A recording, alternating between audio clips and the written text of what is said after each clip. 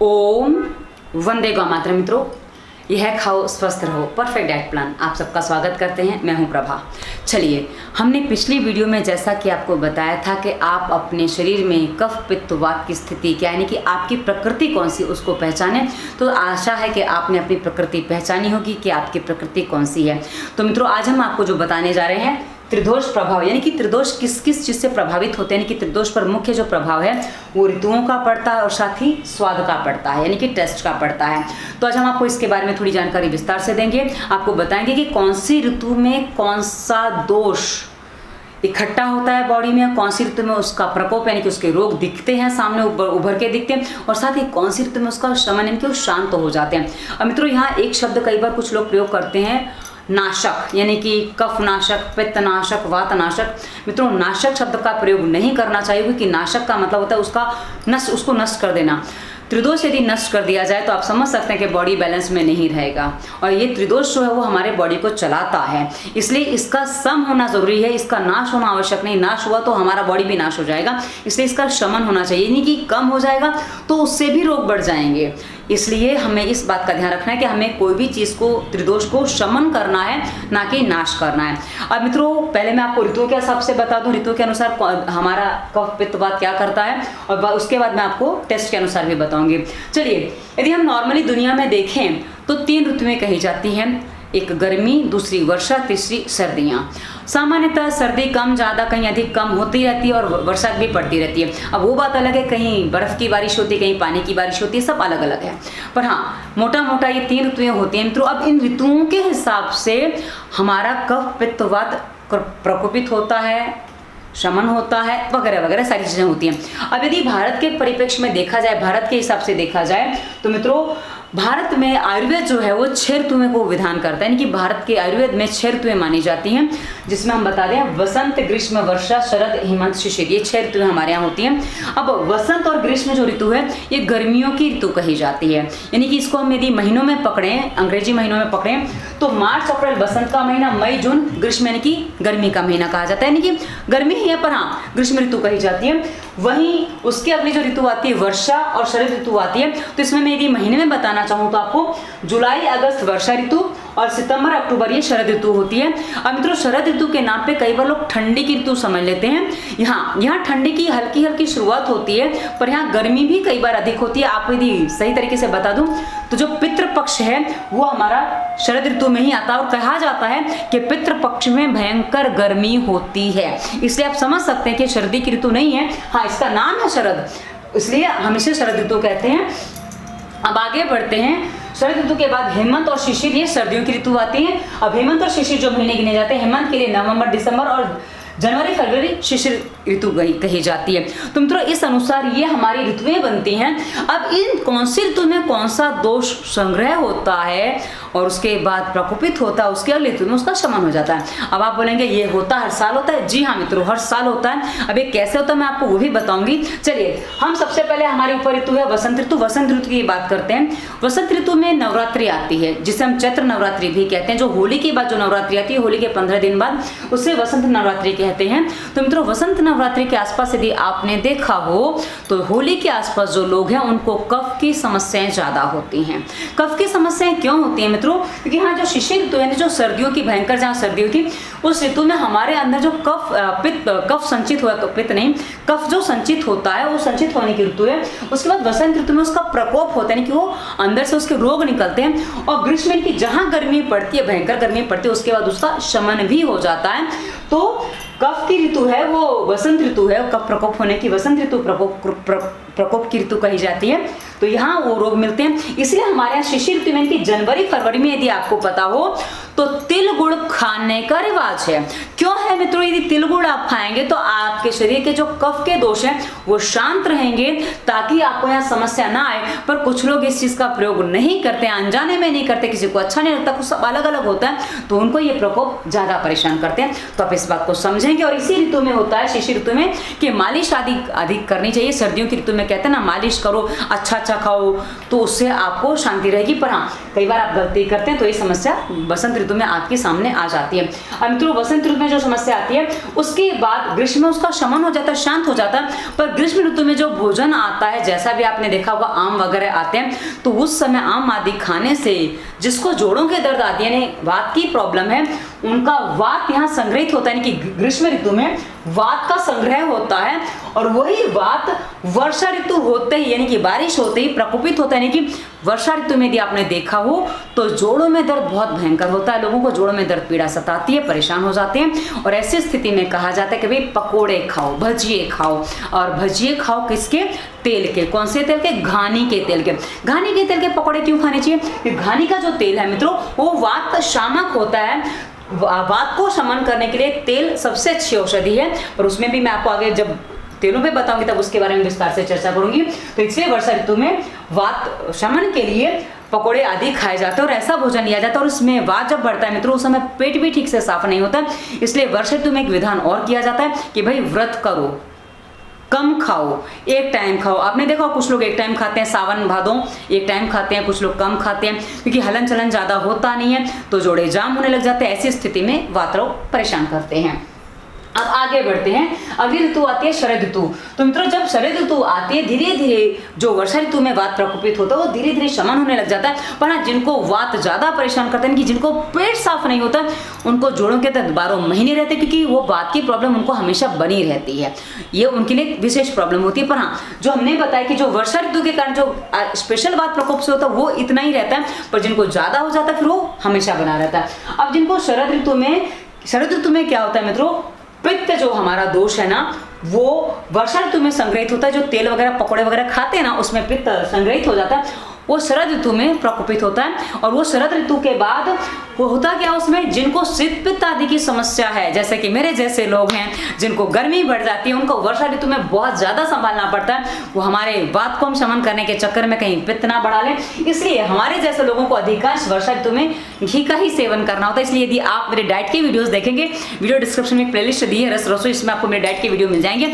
मैंने ज्यादातर मेरी भोजन जो है घी में ही बनता है, क्योंकि मुझे वात की प्रॉब्लम नहीं है, वात है पर वात मेरा जोड़ों के दर्द वाला नहीं है, पर हाँ मुझे दूसरे तरीके से है, सूखापन है मेरे शरीर में। तो इसलिए मैं क्या करती हूँ कि मैं घी का भोजन करती हूँ ताकि शरद ऋतु में होने वाला पित्त मुझे परेशान ना करे, क्योंकि पित्त की सबसे अच्छी औषधि घी, गाय का घी और दूध है। और ये जो औषधि है मित्रों हमें वर्षा ऋतु से ही कंट्रोल करना पड़ता है। तो शरद ऋतु में पित्त के दोष परेशान नहीं करते, पर जो इस ऋतु में कंट्रोल नहीं करता है तो उसके बाद उनको शरद ऋतु में पित्त के दोष प्रकोपित होते हैं। और उसका शमन हेमंत ऋतु में होता है। हेमंत ऋतु में शमन कैसे होता है मित्रों आपको मैं बता दूं। हेमंत ऋतु में जो और त्योहार आते हैं, आपने देखा होगा दिवाली विशेष आती है, नवरात्रि आती है। वैसे शरद नवरात्रि कहा जाता है, यहीं से नवरात्रि शुरू, नवरात्रि तो यहाँ होती है, यहाँ तो दिवाली होती है हेमंत ऋतु में। तो मित्रों नवरात्रि में भी व्रत किया जाता है। व्रत का कारण क्या है, यदि व्रत आप करते हैं तो आप मसाले वाले तीखे तले हुए पदार्थ सेवन नहीं करते हैं, जिससे आपके पित्त को शमन होने में आराम मिलता है और आपका पित्त दोष प्रकोपित नहीं हो पाता है। इसलिए उससे आप बचना चाहते हैं। पर हमारे समस्या क्या होती है, व्रत के नाम पे लोग उल्टी सीधी चीजें ज्यादा खा लेते हैं, इसलिए वो दोष शांत करने के स्थान पर दोष और ज्यादा बढ़ जाते हैं। तो यदि आप इस बात को समझेंगे तो आप ऐसी गलती नहीं करेंगे। अच्छा, तो शरद ऋतु के बाद हेमंत ऋतु में जैसा कि मैंने कहा दिवाली आती है। दिवाली में हम क्या करते हैं, जितनी भी दिवाली पे मिठाइयाँ बनती है उसमें यदि आपने नोटिस किया हो तो अधिकांश घी की बनती हैं। घी की, दूध की, खोए की, मावे की, ये सारी मिठाइयाँ बनती हैं। हाँ, आप उसमें ड्राई फ्रूट डालते हैं पर कम मात्रा में पड़ते हैं। हाँ, आजकल एक चलन है कि भाई दिवाली पे मिठाइयाँ ड्राई फ्रूट की होती हैं। अब ये मित्रों मिठाई वालों ने अपना व्यापार बना लिया, जो आप समझो, पर हाँ मूलतः वो चीज़ दिवाली पर नहीं है। दिवाली पर जो मिठाइयाँ खाई जाती हैं वो दूध की, मावे की, घी की, यही मूल बनती थी। जैसे बालूशाही है, ये रबड़ी है, ये सब चीज़ें बनती थी दिवाली पे जो खाई जाती थी।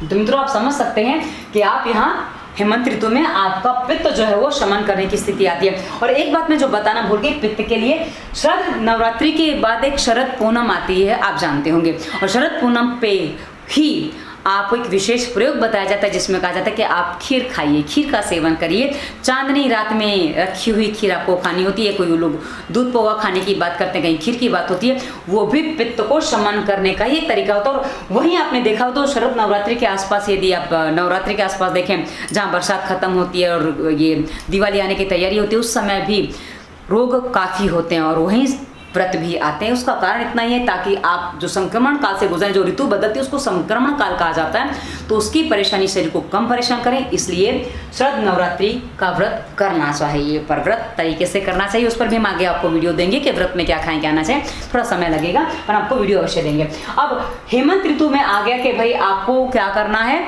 आपके पित्त का शमन हो रहा है। अब पित्त का शमन करने के बाद वापस हम शिशिर ऋतु में आ गए, जहां हमने कहा कि जनवरी फरवरी में हमें क्या खाना चाहिए, तिलगुड़ खाना चाहिए ताकि कफ के दोष प्रकोपित ना हो। तो आशा है आपको ऋतुओं का अनुसार समझ में आ गया होगा। और फिर आपके कोई प्रश्न है तो टिप्पणी वीडियो पर करिएगा ताकि हम आपको जल्दी से उन प्रश्नों के उत्तर भी दें और आपको आपकी शंकाओं के समाधान भी मिल सके। अब हम आते हैं त्रिदोष के अनुसार स्वाद कैसे हमारे शरीर पर प्रभाव डालते हैं। मित्रों, स्वाद जो है, रस जो है, वो 6 रस कहे जाते हैं, मधुर, अम्ल, लवण, कटु, तिक्त, कषाय।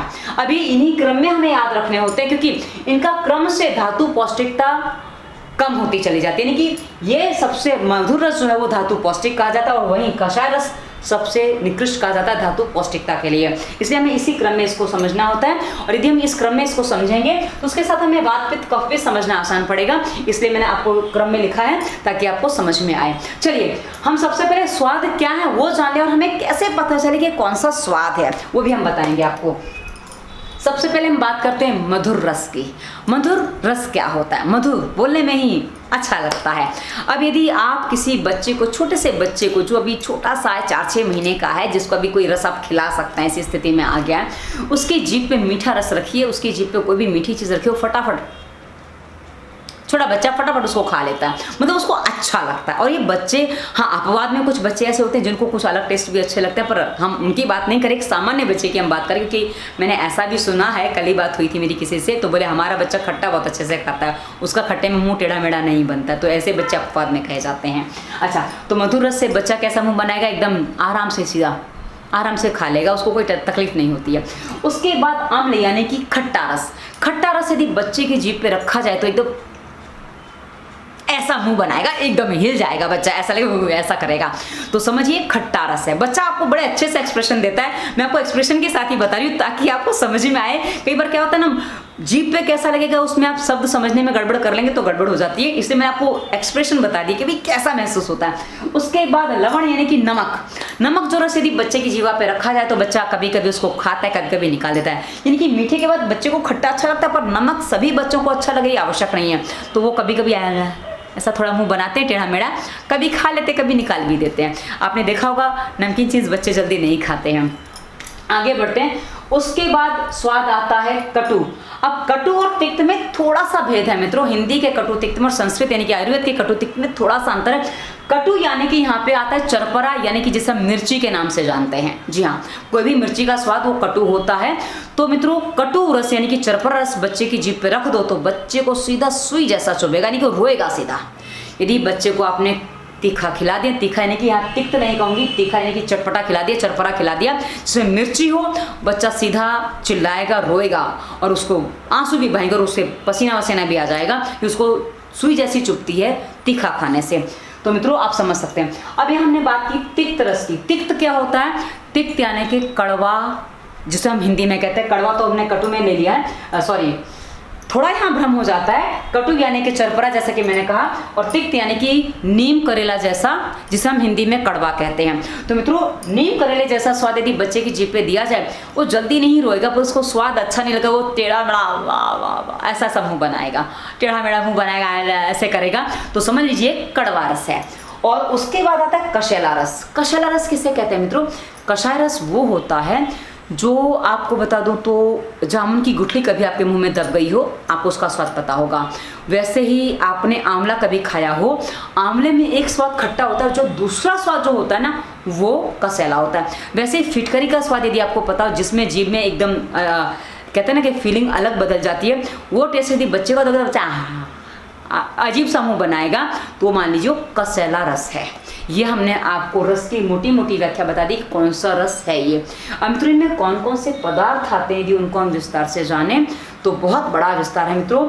पर आपको सीधी सी एक बात बता दूं, मधुर यानी कि आप जिसे कहेंगे शहद जैसा मीठा, जितने भी मीठे पदार्थ हैं, गन्ना, घी, दूध, जो पोषक तत्व हैं यानी कि जो हमारी धातुओं को पोषण देते हैं, यानी कि हमारे शरीर की वृद्धि करते हैं, मोटापा बढ़ाते हैं, वजन बढ़ाते हैं, वो सारे ही स्वाद मधुर में आते हैं। वो सारी चीज़ें मधुर कही जाती है, जिसमें गेहूँ, मूंग की दाल, ऐसी काफ़ी चीज़ें शामिल हैं। और मित्रों, स्वाद पर ये यदि आप लोग कहेंगे तो मैं इन सभी रसों पर अलग से वीडियो बनाऊंगी, ताकि कौन से स्वाद में कौन सी चीज़ें शामिल आपको विस्तार से बता सकूं।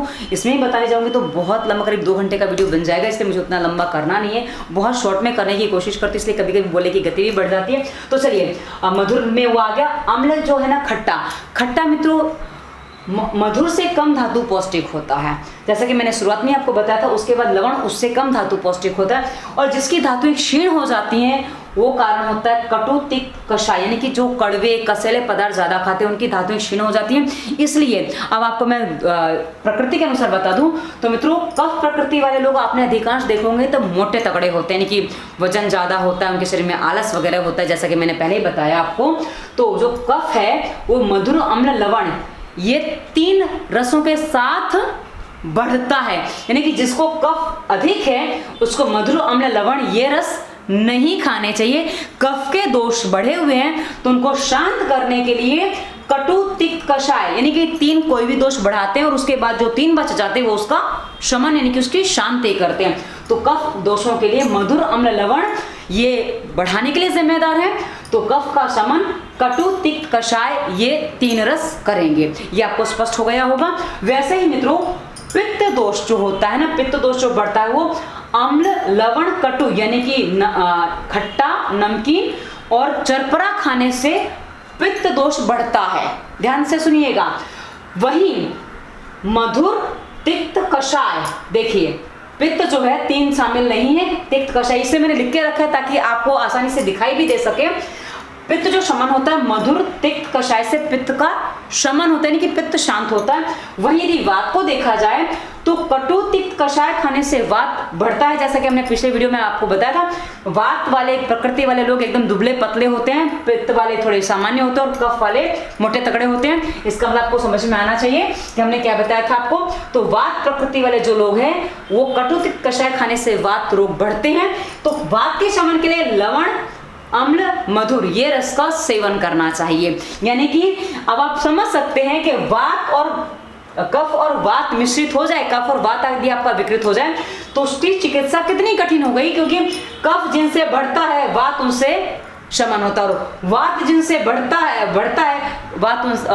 वात जिनसे बढ़ता है उनसे उल्टा हो जाता है। तो ये दोनों जो शमन की प्रक्रिया पूरी उल्टी हो जाती है। इसलिए वहां हम कहते हैं कि भाई आप ज्यादा कुछ मत करिए, आप स्वास्थ्य नियम का पालन करिए, आप प्राणायाम करिए ताकि आपकी स्थितियां सम आ सके। आप एक सामान्य डाइट लेंगे, जो हम सामान्य स्वास्थ्य नियम बताते हैं, इस वीडियो के डिस्क्रिप्शन में आपको स्वास्थ्य नियम प्लेलिस्ट की लिंक मिल जाएगी, ताकि आप स्वास्थ्य नियम का पालन करें तो आप एक नॉर्मल जीवन जी सकें। आप ज्यादा हैवी चीजें नहीं खा सकते, ज्यादा अलग चीजें नहीं खा सकते, क्योंकि यदि आप घी खाते हैं, तेल खाते हैं तो आपका वात तो शमन हो जाए लेकिन कफ बढ़ जाएगा, वो आपके लिए वापस समस्या है। वैसे ही यदि आप कफ शांत करने के लिए कटु और तिक्त खाते हैं तो भाई आपका वात बढ़ जाएगा, तो वो भी समस्या है। अब मित्रों, वहीं यदि किसी का कफ और पित्त बढ़ा है तो आप समझ सकते हैं कि उसके लिए फिर भी कुछ चीजें बच जाती हैं खाने को, जैसे तिक्त और कषाय। यदि आपकी कफ और पित्त की प्रकृति है तो आप तिक्त और कषाय खा के इनको शांत कर सकते हैं, क्योंकि आपके पास 2 स्वाद बच गए हैं खाने को यदि कफ और पित्त है तो। और वहीं यदि मेरे जैसे लोग हैं, मेरी जैसे कि मैंने कई बार बताया आपको, वात और पित्त मेरा डिसबैलेंस है, मेरे शरीर में गर्मी भी ज्यादा और वात भी बढ़ा हुआ। मेरे को जोड़ों का दर्द कभी नहीं होता, पर हाँ जैसे मैंने कई बार दिखाया मेरी उंगलियों में रूखापन है, यानी कि मेरे बॉडी में ड्राइनेस ज्यादा है। तो ड्राइनेस है वो मेरा वात वैसा है। अब जैसा कि कहा मैंने आपको पहले ही बताया था, तो मित्रों यदि पित्त और वात जिसका गड़बड़ होता है उसके लिए एक ही स्वाद बचता है, मधुर। उसको मधुर स्वाद से ही इन दोनों का शमन हो सकता है, क्योंकि आप देख सकते हैं। पर हाँ, हमारे जैसे लोगों के लिए मिर्ची खाना सबसे हानिकारक है। वैसे ही जिनकी प्रकृति कफ और पित्त है उनके लिए नमक और खट्टा खाना विषकर है, क्योंकि दोनों को ही प्रकोपित करता है। मधुर फिर भी चल जाएगा, लेकिन हाँ कटु और अम्ल नहीं, लवण और अम्ल ये पित्त और वात, कफ और दोनों को ही बढ़ाता है। तो ये आपको थोड़ा सा ध्यान रखना पड़ेगा कि आपकी प्रकृति कौन सी है, उस अनुसार आपको चाहे तो आप इसका एक फोटो भी ले लेंगे, आप स्क्रीनशॉट ले सकते हैं, मैं हट गई हूँ, ताकि आपको समझ में आ सके, आप इसको समझ सकें कि कैसे ये काम करता है। स्क्रीनशॉट आप ले लेंगे तो आपको आसानी हो जाएगी, इसलिए मैं हट गई हूँ ताकि आप स्क्रीनशॉट ले सकें। तो मित्रों अब आप इस चीज को समझ सकते हैं कि ये कितना सरल भी है मित्रों, पर आप बोलेंगे ऐसे क्या क्या ध्यान रखें। मित्रों स्वस्थ आपको रहना है तो ध्यान आपको ही रखना पड़ेगा, कोई और ध्यान रखने आपकी तरफ से नहीं आएगा। इसलिए सारी बातें आपको समझनी होगी यदि आपको अपने आप को ठीक करना है। तो वीडियो कैसा लगा अवश्य बताइएगा, और यदि आपके कोई प्रश्न है तो टिप्पणी वीडियो पर करिए। इंस्टाग्राम, फेसबुक, ट्विटर का लिंक डिस्क्रिप्शन में भी हमने दे रखा, वहाँ भी आप हमें प्रश्न भी कर सकते हैं, मैसेज भी भेज सकते हैं, जो आप सुझाव देना चाहे वो सुझाव भी दीजिए। पर आप वीडियो पर प्रश्न जब आप करेंगे तो हमें जल्दी दिखाई देते हैं, हम उसको जल्दी देखते हैं, इसलिए आपको सबसे पहले उत्तर वीडियो पर ही मिलेगा। तो प्रश्न अवश्य करिएगा यदि आपकी कोई समस्या है तो, और वीडियो कैसा लगा अवश्य बताइएगा। और अभी हम इस चैनल पर प्लेलिस्ट बनाएंगे, हमारी प्लेलिस्ट अभी बनी नहीं क्योंकि वीडियो गिने चुने हैं, तो अभी आप ऐसे ही वीडियोज़ देख सकते हैं कौन कौन से वीडियोज़ हैं। तो अभी मुश्किल से ये चौथा वीडियो जहाँ तक मेरा इस चैनल का, तो आपको काफ़ी कुछ जानकारी मिलेगी। धन्यवाद। वंदे मातरम।